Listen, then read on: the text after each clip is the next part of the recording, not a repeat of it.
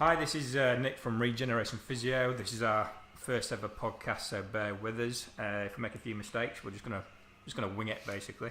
For those of you that don't know us, my name's Nick Dodson. I'm a physiotherapist at Regeneration Physiotherapy. We're based at Ultraflex in Normanton. My background is 11 years worth now. I've been qualified as a physiotherapist treating musculoskeletal injuries. I've got a background in professional sport. I used to work for Hull City, looking after the under 18s and the academy teams there. I did that for 2 years and then left that to come back into the private sector, where I've been working in my own clinics for the past 8 years now. And the latest kind of adventure is that we're starting at Ultraflex in Normanton alongside Jason, who's a clinical director, and he'll introduce himself now. Hi, so yes, I'm Jason. I've worked in, it's easy to say my journey. So I left university and worked in private practice. At the same time, I worked at the LGI, working through specialist departments, such as spinal injuries, pediatrics, etc. So exposure to quite a lot of nice things, including neuro. I've then gone and contracted with the English Institute of Sport and some private professional clubs, which include being the head of medical for the England Women's Rugby League team, including their 2013 World Cup, the Professional Squash Association, which I went and looked after the tournament for the ATCO, World Series finals, and then also looked after the world at a few tournaments in Qatar. I've moved through contracting with GB Boxing, GB Swimming. I've looked after a few of the little contractor roles for the Institute of Sports based in Sheffield, such as multisport and netball. And then my most recent role was the lead physio for Paralympic table tennis. And that included the Rio 2016 Paralympic Games. I've also set up my own business, which we set up Regeneration Physiotherapy about 10 years ago. And as Nick said, we've moved into Ultraflex in Normanton because we can create a performance environment. So the key element to a lot of these videos is to get into the nitty gritty of why these things are happening. So why are you injured? Not what's the injury, but why. And when we talk about why, then we need to talk about what we're going to do about it. So we've come here because to some people this is a fantastic gym. To us, it's a rehab playground. So if you're going to spend your time in the gym, why not tweak things to make sure that you can either do better, get rid of pain, or actually break plateaus, improve yourself, set goals, achieve goals?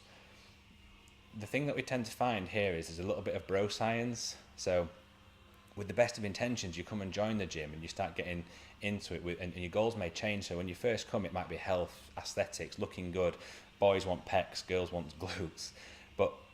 But when you start to get better and better at these things, you can start to shape your body into a way that can create issues, i.e. this is a non-trauma environment. So injuries, although unfortunate, can be made in the gym, but that's where you fix them too. So each week we're going to have a little bit of a podcast trying to just discuss some of the things that we find are coming out of the gym most often, and we'll maybe even put some things to you guys and see if you want to throw some questions our way for us to talk about. Because the thing that differentiates Nick and I to most of the therapy playing field around here is knowledge.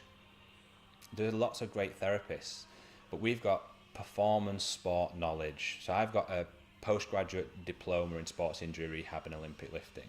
Like Nick and I have worked in environments where you're accountable, so people have to get better and they have to perform. You're not just in a cycle of something sore, rub it better, and then it's sore again. We have to move forwards. We have a bit of a saying here that you need to be different every time you come, and we build on that. Even if it's worse, that's not ideal, but we can use that information, change what we do, and progress forwards. But you'll always get an outcome. Even if we have to signpost you for surgery or another specialist, we're very outcome focused.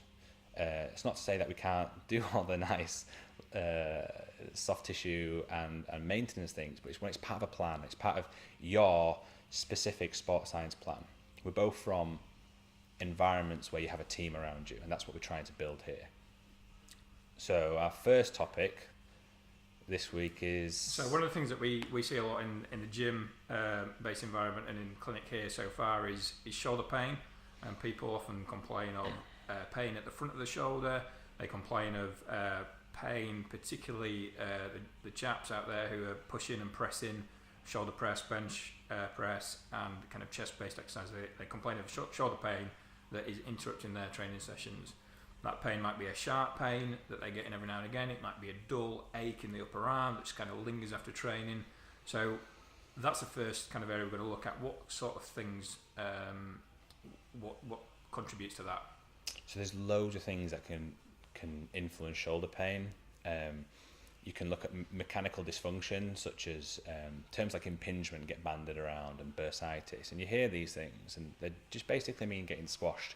So impingement means something's getting squashed, and it's not happy. You can also... So when you say something, what's getting squashed? What? So most commonly, with anterior shoulder pain, people tend to entrap their supraspinatus tendon or their bicep tendon. And that's just because these two tendons both move through the joint, is the best way of thinking about it. So typically, you tend to find that you can find postural problems with people who are getting an impingement issue. So, shoulder. If, for instance, you've become really pec dominant, that's going to pull you forwards and pull you into a bit more of a hunched, protracted position. But what tends to happen as well is if you've got a bit of a strength mismatch, so your lower trapezius muscles, your serratus anterior, the muscles that look after the shoulder blade, because the shoulder blade's the socket, if they're not working, what happens is you start to get this slow translation. And that's what you see in your posture. But the thing you're not appreciating is, as you're tipping forwards, what you're doing is these two tendons are then becoming nipped by this bit of bone called your acromion. So as you lift up, and say do a side raise, or you're starting to come into a press position, you're starting to squash these tendons. And that's because where the shoulder blade is working is actually getting in the way and nipping, because your shoulder blade moves. So your arm will only move through a certain range of motion before the actual shoulder blade itself moves with it. And these guys need to move together so that you can get full functional pain-free range. On the shoulder blade, there's muscles like your rotator cuff, which people love to talk about, but no one really knows what they do. So they do rotate the arm, true, but their main job is being like the power steering of the shoulder. So what they do is they support and control the movement of the humeral head, the arm bone, as it moves through the socket.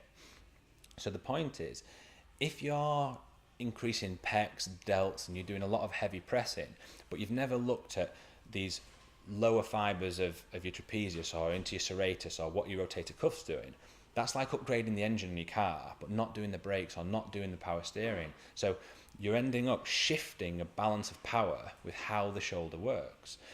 So the thing is that there are treatment techniques that Nick and I can do to open, offload, reduce inflammation, but until you deal with why this is happening, you're going to be caught in a loop, and you're going to be caught in a loop of persistent pain, because typical tissue healing is anything from these things from 6 to 12 weeks. When we get into the nitty gritty of it, that can last a long time, with tendons taking years to fully heal. But in terms of a functional profile, if you've got a problem that's lasting a couple of months, you're caught in a loop that's constantly irritating it.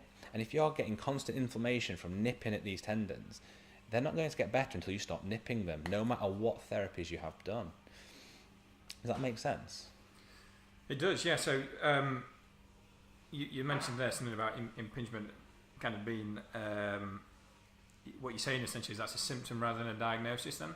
Yeah, so impingement just means something's getting squashed. So the question is, why is it impinging? Why do I have something getting squashed? So you want to know what's been squashed, where it's been squashed, but the most important question is, why is it getting squashed? Because if you don't deal with why, you're still going to always know where and what, because they're going to be caught in this loop. So let's say you've got a patient in front of you in the clinic and they're presenting with shoulder pain. Yep. Just talk us through the process. How would you diagnose that? What kind of things are you looking for in a patient? What kind of things stand out? What tests would you do to kind of diagnose that? So typically, all our assessments are a little bit longer than the treatment time, because we spend a little bit of time getting into the nitty gritty. So the history of your pain. So whether you've had a slow onset or a sudden issue, whether you're doing a heavy lift and you felt a pain, a pull, a sharp something, or you just developed a slow ongoing issue, these things form part of our process. And what we're doing is fundamentally a game of guess who, where we start being able to perform certain tests to strip away and work out what's going on.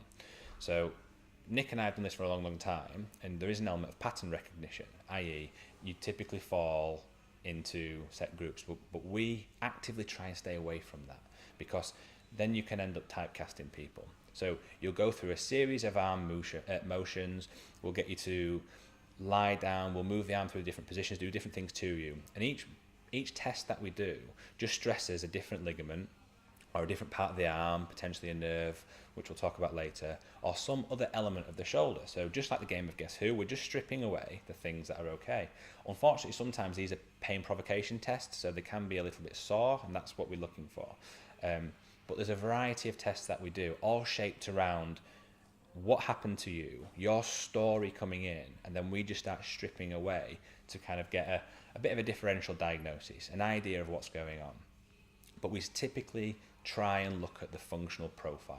So we're looking at what's going on. So we can give you a diagnosis, which is a collection of symptoms that have been banded together to form a name, but we'll also talk about you may have 2 or 3 different things going on because of this, and we'll work back the dominoes, work back the steps to the original cause, which again for you could be your training regime, it could be posture, it could be to do with work and just being sat at a desk, or you may be a painter decorator, because a lot of people can get impingement and get similar symptoms from totally different reasons. And that's the thing, your pain may be the same sensation of pain as somebody else's, but for a totally different reason. So one of the things you mentioned there was posture. Often people in clinic describe that, oh, I've got a rubbish posture, I've got a poor posture, I know my posture's not very good. How can that impact shoulder pain? How is that relevant for the shoulder? And when you talk about posture with regards to the shoulder and the shoulder blade, what exactly are you referring to there? What do you mean? What you're looking at there? So the thing with posture is, people talk about posture as if it's your mum tapping you in the back of the head saying stand up straight, it looks better. It looks better because whether you believe in God or evolution, you've been designed or have evolved to work in a specific way. The issue is the world we live in has too much sitting down, too much things in front of us. So, we drive to work, we sit at work, we have phones that are in front of us, our heads forwards, our hands are forwards, computers, everything's pulling us into this slumped, head forward chin position.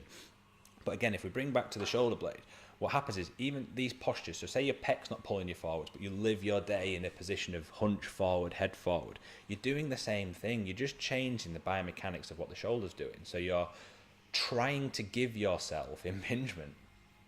So, I don't know. So scapular winging, people have heard of that phrase. That's something that kind of gets bandied around quite a lot as well from people who maybe don't understand what's going on. They say, oh, my scapula are winging. Yeah. What are they referring to with that? What does that mean? So there's 2 kinds of winging. There's true and pseudo. So basically, true winging of a scapula is a nerve injury. And that's quite serious. So what happens there is you're not getting innervation of the muscles because of a nerve injury, so the scapula pops up. Okay? So you've lost the balance of pull. Pseudo winging is fundamentally you've built it yourself. So you've become so strong at the front that pull is going. So the human body works on something called tone, which is a sliding scale of on. So the way to think about it is muscles work as if like an automatic car. So they can go into higher grades of effort. So a spasm would be say 10 out of 10, and if you had a stroke, the affected side would be 0. So if muscles just worked as on off, then you'd move like a robot. You'd just have to, you wouldn't have beautiful movement, and it's because of this sliding scale, like a clutch in a car, that you can control where the power's given. So if we talk about developing more muscle mass, you're naturally going to increase the amount of pull, the amount of tone, the amount of power that muscle has. So the tightness, for want of a better word, is going to start pulling in a direction. Now, if you're working at all the muscles, so you've got a balanced shoulder, then that level of torque, tightness, tone is everywhere. So the shoulder should stay in the same position. But if you've neglected certain muscles, then what you're trying to do is basically shape yourself into a different pattern. Some people, you come to the gym to change how you look, to change what your muscles look like, to change your physique. So if you don't get every muscle, and especially when we talk about bodybuilding, let's not talk about symmetry and go down that path, but the goal is to develop everything. So if you're missing a few bits, you're creating basically weak muscles. They're not weak, but they are comparatively weak to you, i.e. your serratus might be load stronger than mine, but that's irrelevant because we're talking about a power to weight ratio. So basically you're talking about a balance right between maybe the front and the back of the shoulder can influence how that shoulder's sitting on the back of the chest wall, and that can change how that humeral head moves through that gap, and that's kind of creates structures getting squashed. Yeah. One of the things that you touched on briefly was you said it might not be that, it could be something else. You said it could be a neural component. What does that mean? What could that be included? Yeah, so the thing is, what other things? Obviously, it's not always muscle. So, what other things could cause shoulder pain? Basically? Yeah, of course. So we talk about squashing a bicep tendon, but you might end up with bicep tendinopathy. This can again just to be do with training regimes. A lot of people when they're curling and doing heavy, say dumbbell weights, what can happen is you the weight of the dumbbell is almost too heavy, because though you can do curls, you're doing curls in an awful shoulder position. So if you were to set your shoulders back, you have to use a lighter weight. So it's just things about when we talk about that kind of tendinopathy. Tendinopathy is basically, or tendinitis, is when the tendon isn't strong enough to deal with the load you're trying to put through it. An analogy would be if you are a Range Rover and your body is some kind of trailer, so you've got an engine pulling a load, so you're moving yourself about. The tendon acts as the coupling between, and it just transfers that movement into pulling whatever it's holding on to. If you've got a weaker tendon, then it can't tolerate it. The thing is, when we talk about people who get massive increases in strength, and especially if you're using supplementation or drugs or things to give you a strength gain, a big strength boost, that doesn't translate into tendon, because tendon just responds to load. So you have to torque tendons to create more synthesis of the collagen to build a better tendon. So anybody who gets tendinitis is basically doing more than that tendon can tolerate. So you have to think about that, because you're going to have to adapt your training regime in the short term to get that tendon up to speed, because otherwise it will always be behind. Therefore it will keep getting more and more inflamed and become a long-standing problem.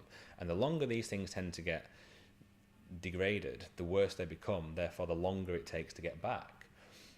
So what is just a persistent niggle can become debilitating and can have a massive effect on your performance, but also can take a long time to clear up.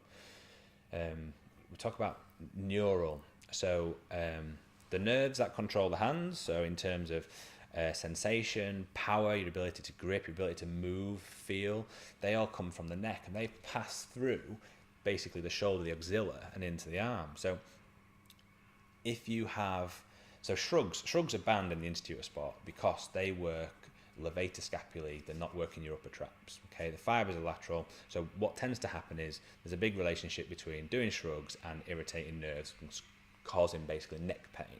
So a lot of neck pain can present as arm and shoulder. We call it radiculopathy. It's so sciatica is the irritation of the sciatic nerve in the back, and people know it goes down the leg, but you can get the same with any nerve, and it's the same in the arm. So you can get there's 3 major nerves in the arm, and we can track where they go because you've been wired up quite nicely, and we have there's something called a dermatome chart. So you feel free to Google it. It's just an idea of where nerves innervate.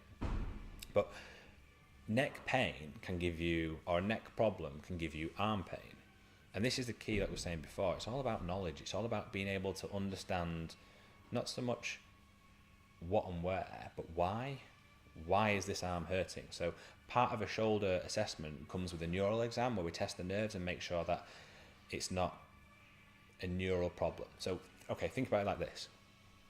The signal sent to the brain saying that you have a sore arm are being sent by a nerve. So sometimes it can be an issue with the thing sending the signal rather than where it's at. So your brain can be saying, my arm hurts, but there's nothing wrong with your arm. It's the signals that are going because the nerves compress. There's an issue with the communication to the brain. So part of your assessment would be to differentiate between that. I sound like I'm saying come see us. That's not the point. The point is you need to be able to understand what is wrong with you and why it is happening for you to get past these things. And that's the key, is being able to differentiate between exactly what is getting irritated and why it's being irritated.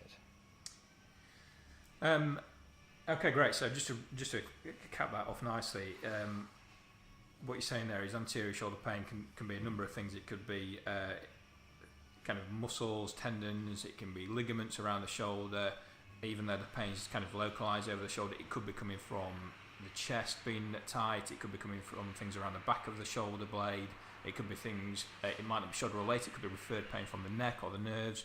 And like you say, the key for us as physios is to try and diagnose that and find out exactly what's causing that shoulder pain. It might not be the shoulder, we have to kind of think slightly bigger than that.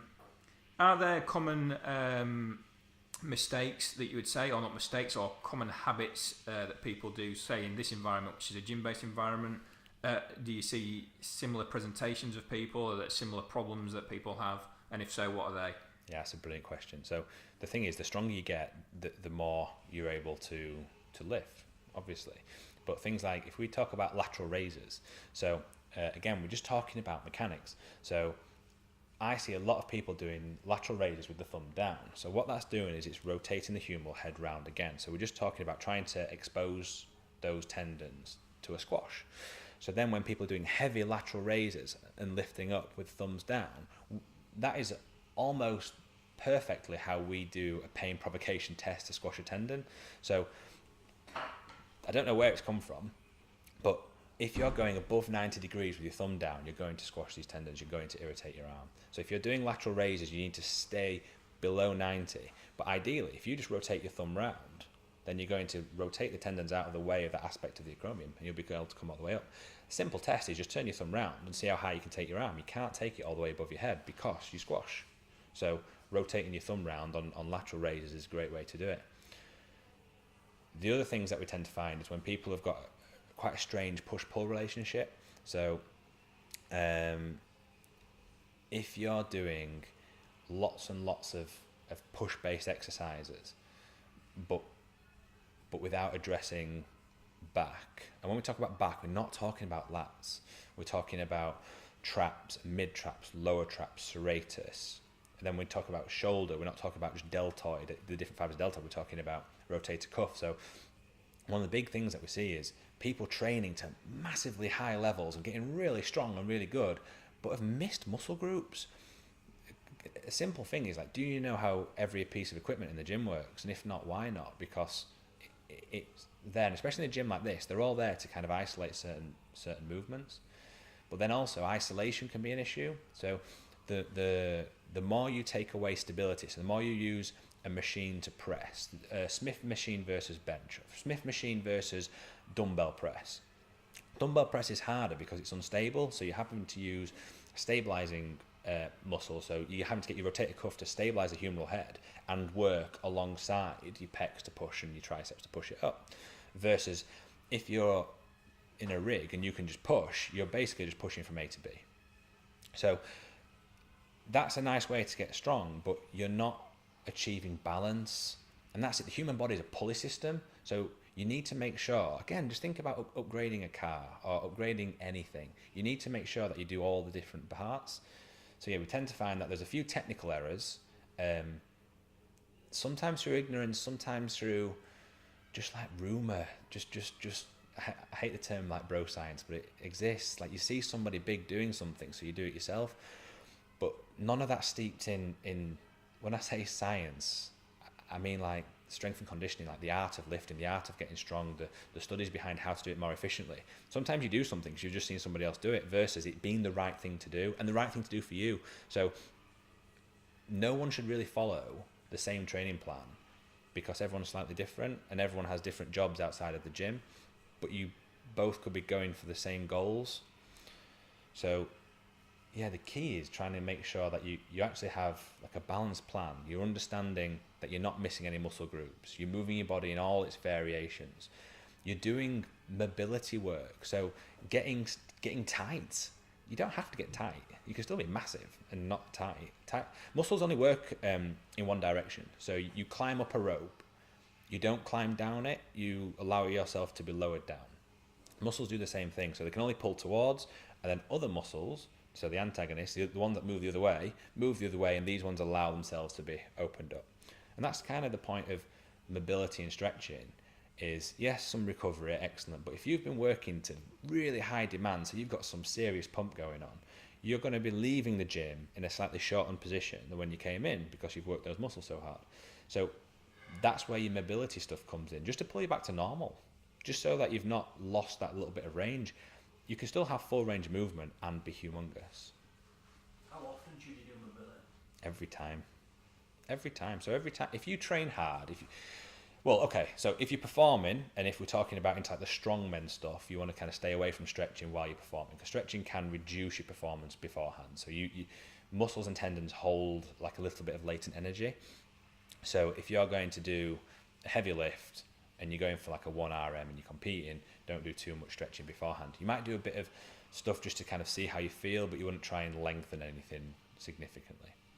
But really, every time after you've trained a muscle group, it depends how serious you are about training. So I'm a bit of a hypocrite myself, and I'll go in and I'll train and I'll do a little bit to the things that are pertinent to me. So I've had a lot of leg surgery, so I tend to just like look through those, but I don't tend to go through the bits. But that's because I'm not serious in the gym. But if you're serious in the gym, stretching out what you've just used is part of it.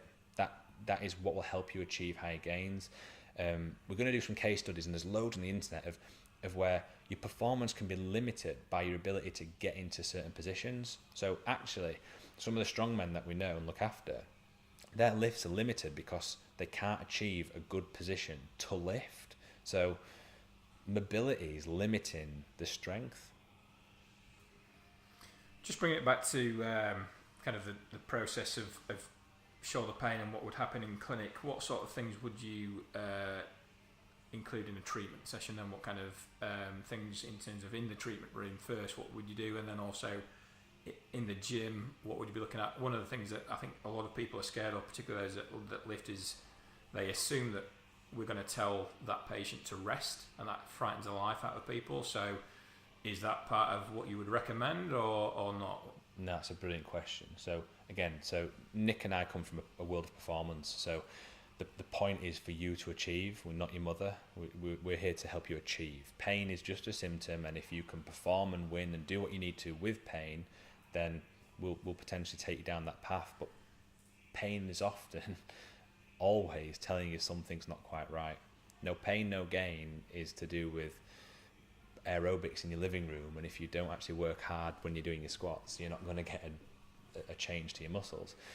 So we have to, when you come in, typically what we'll do is we'll do your assessment. Based off what we find, we're going to start a treatment plan. So we will always do hands-on treatment, and with a view to creating opportunities or helping your body change in such a way that we can either offload pain or start to change the mechanics of what's going on with you. But the point is, what we do creates an opportunity or supplements how we get you to rehab. So most of these problems are movement-based problems, so we need to get you to move better. So we need to find out what's not going quite right and tweak it and change it. So if we did need to deload, for instance, so say you've got a raging tendinopathy, we need to deload, we'll still put in strategies about how you can still maintain everything else around it, but just not stress that one thing that's struggling. Because if that one thing's the thing that needs rest, that's the only thing that needs rest. Everything else needs to go, otherwise you get a massive detraining effect, and that's no good for anyone. So typically, if we go for an impingement, we would do potentially some soft tissue release of any muscles that are really unhappy. We may do acupuncture if needed, but I tend to do a lot of joint mobility, so try and physically open up the joint space, offload the tendons, and then once that's done, and we'll test and retest to show you how just making these small adjustments can try and help, but our effect is very short-lived. So what we then need to do is we'll take you through a rehab plan.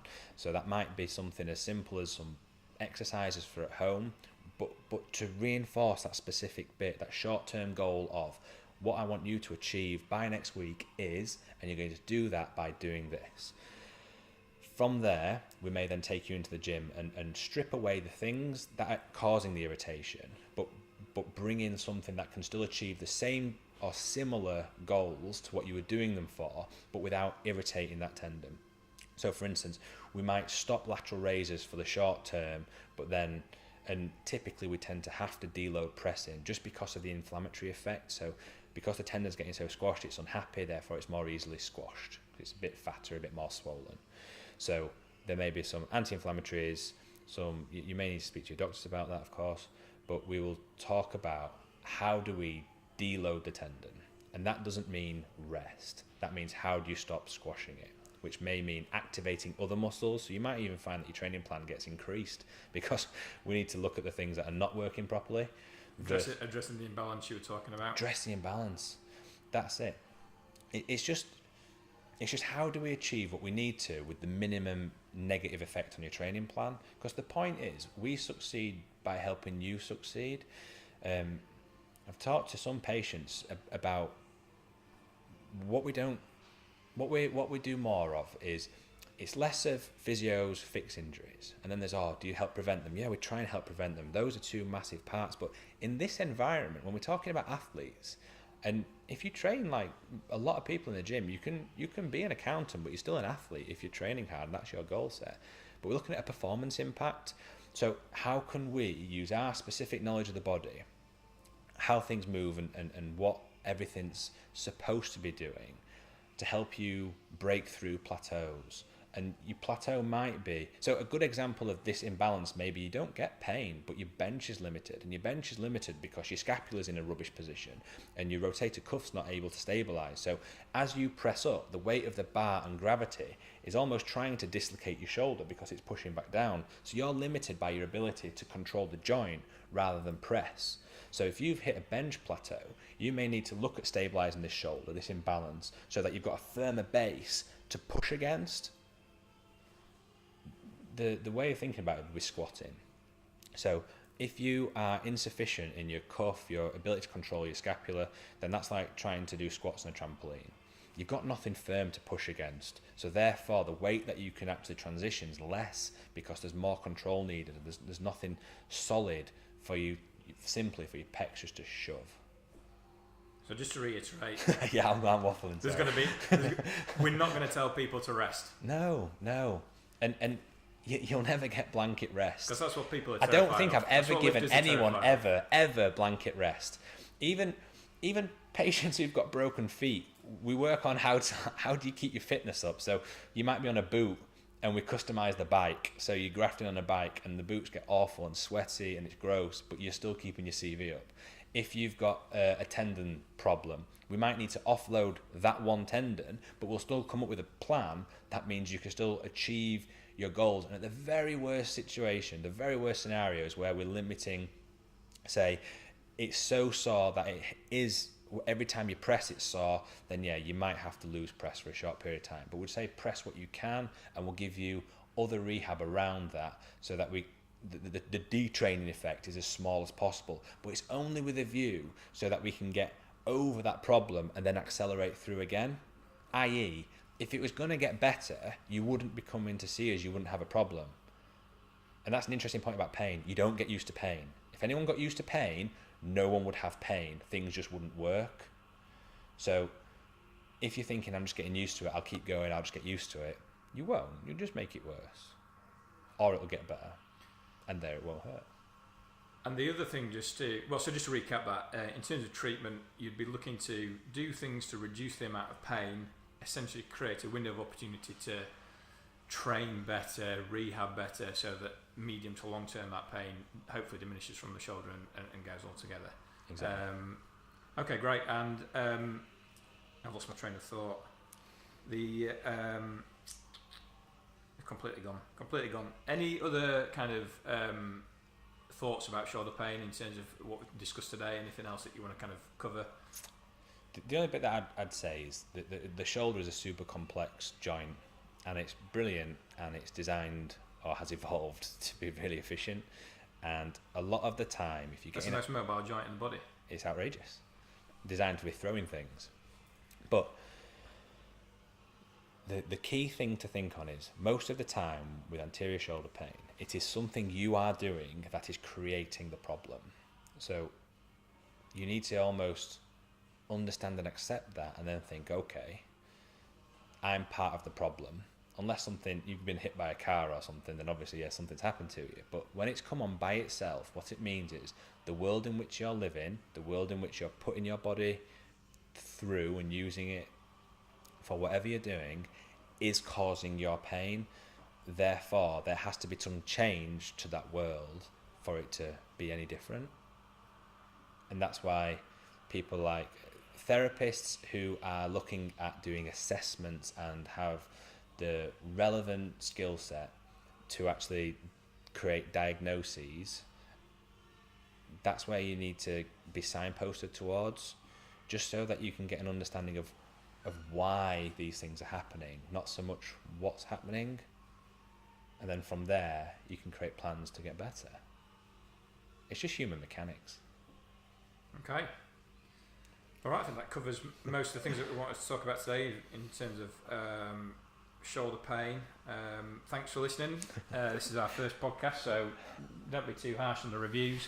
And if you've got any feedback or any questions about what we covered today, either speak to us in the gym, you'll see us with our physio tops on, or also get in touch with us online through Instagram or Facebook, and we'll try and get back to you and have a chat about it.